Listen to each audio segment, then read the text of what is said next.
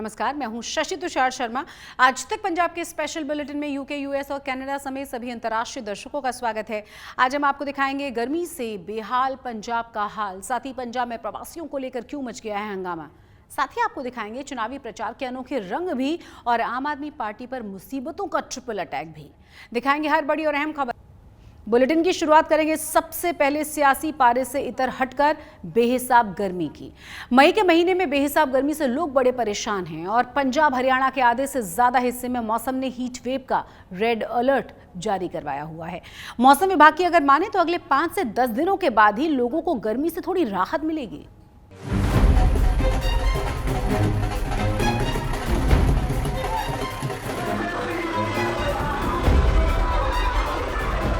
मई महीने में रैलियों का रैला है।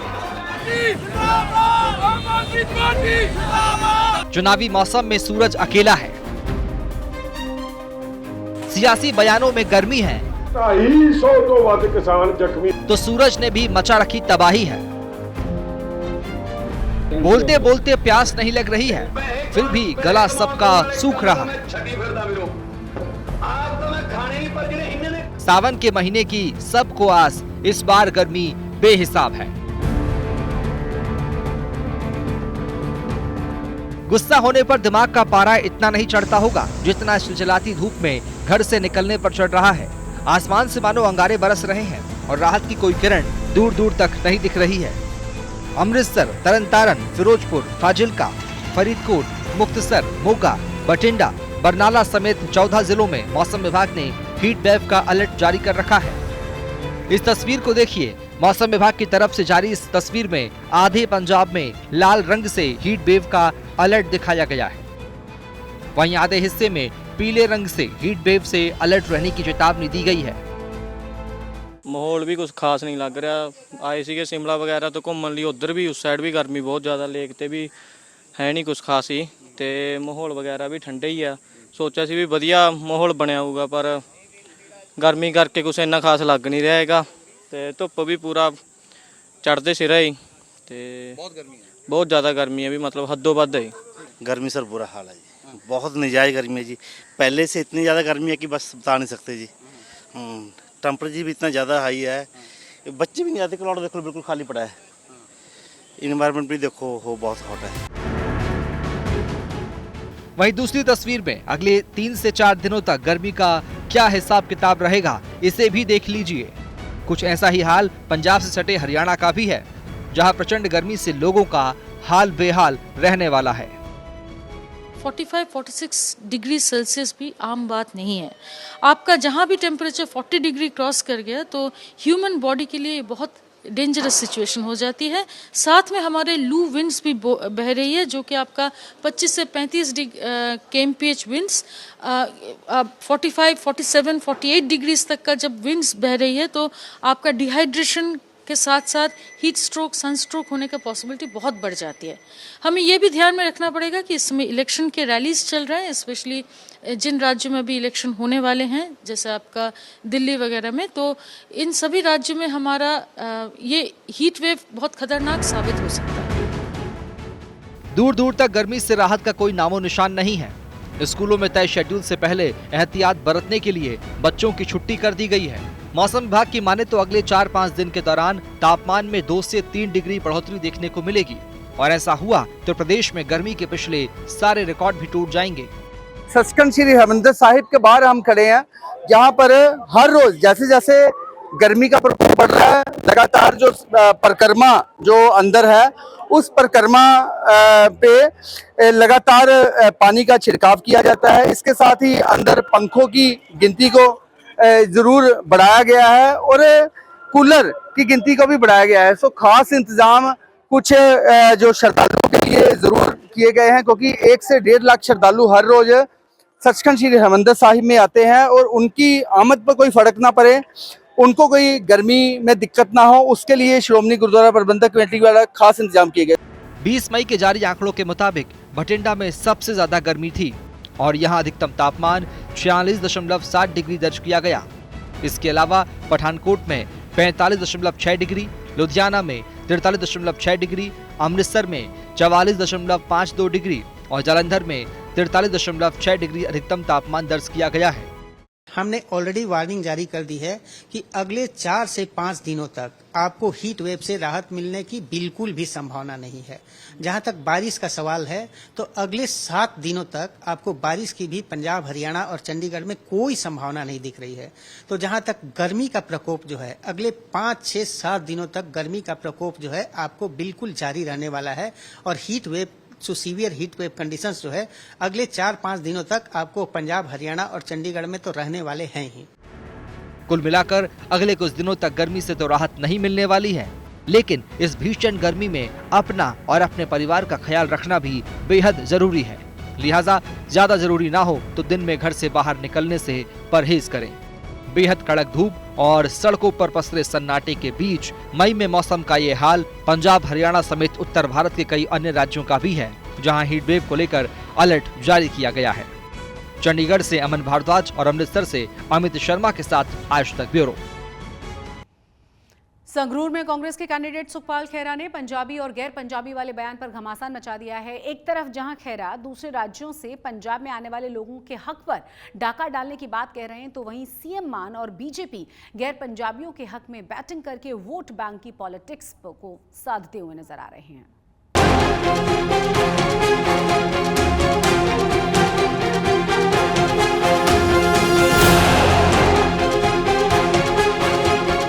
पंजाब में एक एक वोट के लिए वोट बैंक की पॉलिटिक्स शुरू हो चुकी है।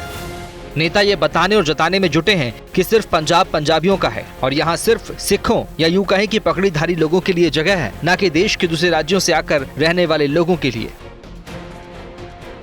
वोट बैंक के लिए अपने और पराई की इस मानसिकता का प्रदर्शन किया है संगरूर से कांग्रेस के कैंडिडेट सुखपाल खैरा ने, जिन्होंने संगरूर में एक चुनावी सभा के दौरान फूट डालो और राज करो की नीति के तहत इस तरह की विवादित टिप्पणी करके पंजाब में सियासी माहौल को गर्मा दिया है। ਇਹ ਨੌਕਰੀਆਂ ਕਿੱਥੇ ਗਈਆਂ?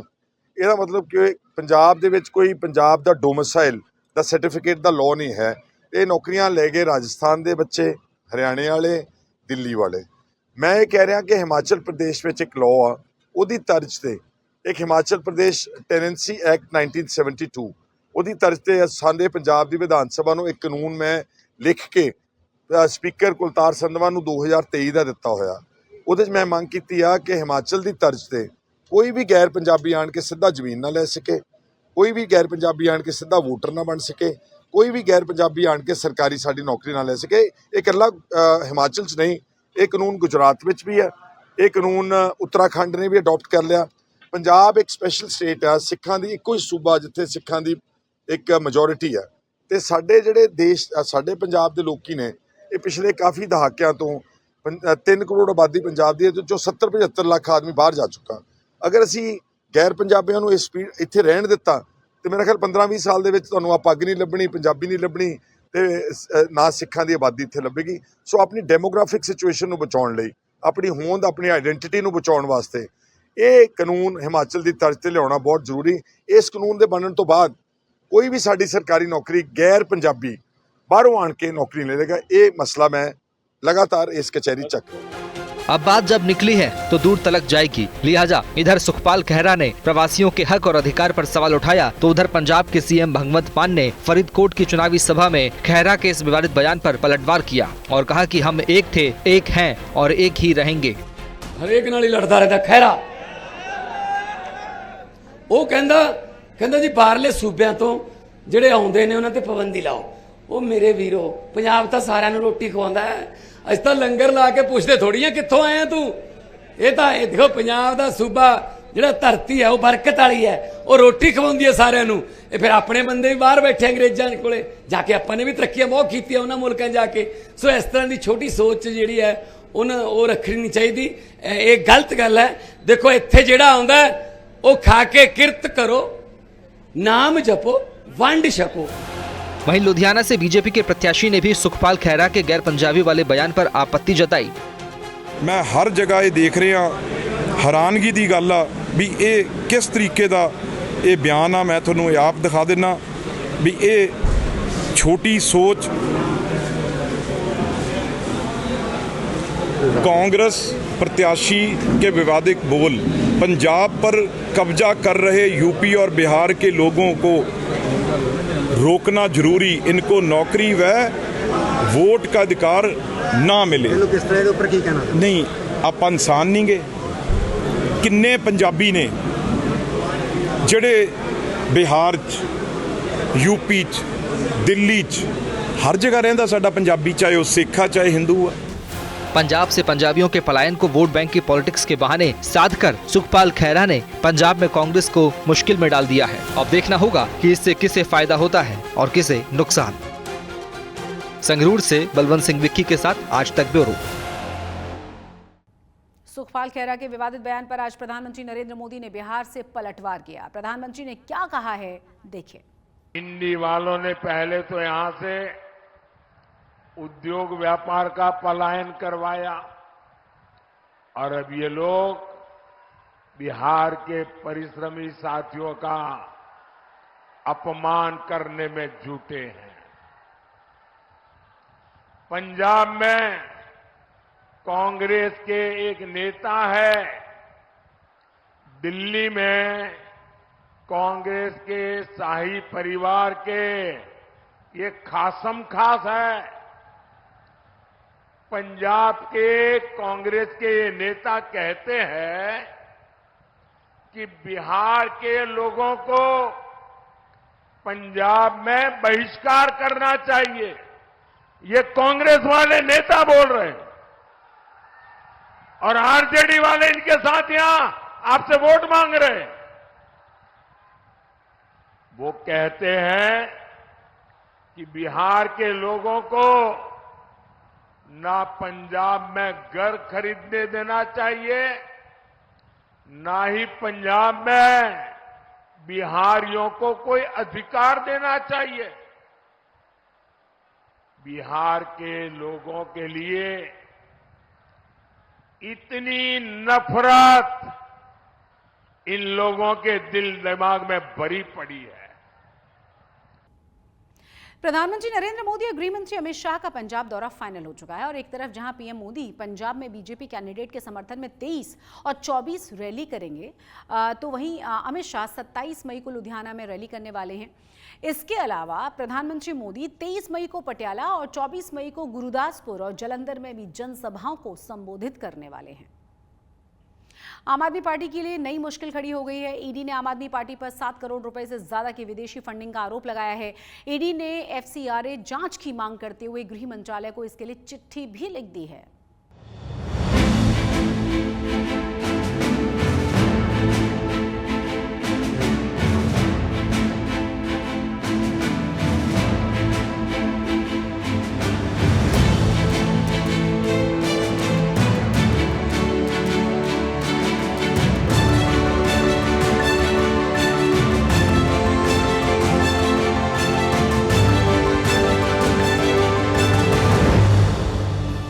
चार दिन बाद दिल्ली में कुछ ऐसा ही नजारा होगा। वोटरों की कतार होगी, उम्मीदवारों की अग्नि परीक्षा होगी। लेकिन उस दिन की तैयारी में अभी दिल्ली का चुनावी माहौल उबल रहा है। हमले पर हमले हो रहे, चाल पर चालें चली जा रही, तो जबरदस्त घेराबंदी भी हो रही। कई मोर्चों पर पहले से फंसी आम आदमी पार्टी एक और मुश्किल से घिर गई। प्रवर्तन निदेशालय ने एक रिपोर्ट गृह मंत्रालय को सौंपी। आरोप है कि 2014 से 2022 के बीच विदेशी फंडिंग हुई। एफसीआरए, आरपीए और आईपीसी का उल्लंघन हुआ। गैर कानूनी तरीके से आपको 7.08 करोड़ रुपए का फंड मिला है। पार्टी ने फंड देने वालों की पहचान भी छिपाई। ईडी ने बड़ा ही सनसनीखेज खुलासा करते हुए जानकारी दी है एमएचए को, किस तरह से आम आदमी पार्टी ने विदेशों से इलीगल तरीके से पैसा इकट्ठा किया है फंड के रूप में। कई सैकड़े पासपोर्टों के ऊपर कई सैकड़ों लोगों से पैसा लिया गया। 7 करोड़ रुपए अब तक आइडेंटिफाई हो चुका है और आज तक आम आदमी पार्टी ने इस पैसे की जानकारी नहीं दी। विदेश में बैठे लोग, कौन वो लोग थे जो आम आदमी पार्टी को पैसा दे रहे थे? विदेश में बैठे लोग क्यों दे रहे थे आम आदमी पार्टी को पैसा? दुबई में कोई बैठा इंसान आम आदमी पार्टी को क्यों पैसा देगा? कनाडा, अमेरिका से बैठे जो लोग पैसे दे रहे थे, उनकी क्या मंशा थी, क्या भावना थी? आम आदमी पार्टी ने कभी देश को नहीं बताया उनके पास कितने करोड़ रुपए आए हैं।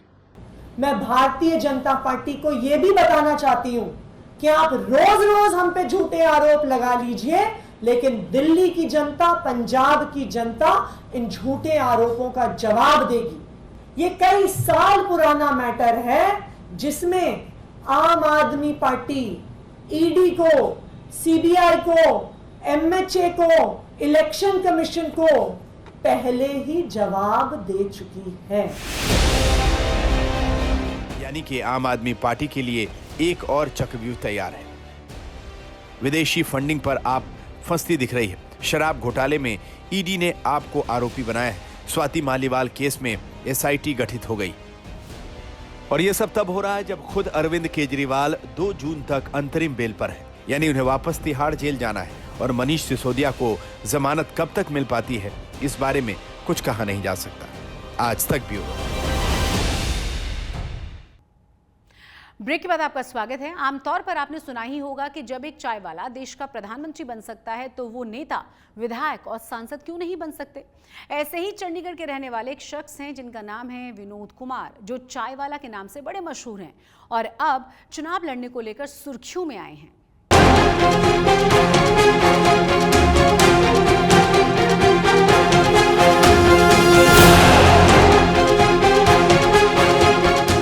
चुनाव हो और चाय पर चर्चा ना हो, भला ये कैसे हो सकता है। और जब बात चंडीगढ़ के चुनाव की हो, चाय वाला चुनाव ना लड़े, ये भी भला कैसे हो सकता है।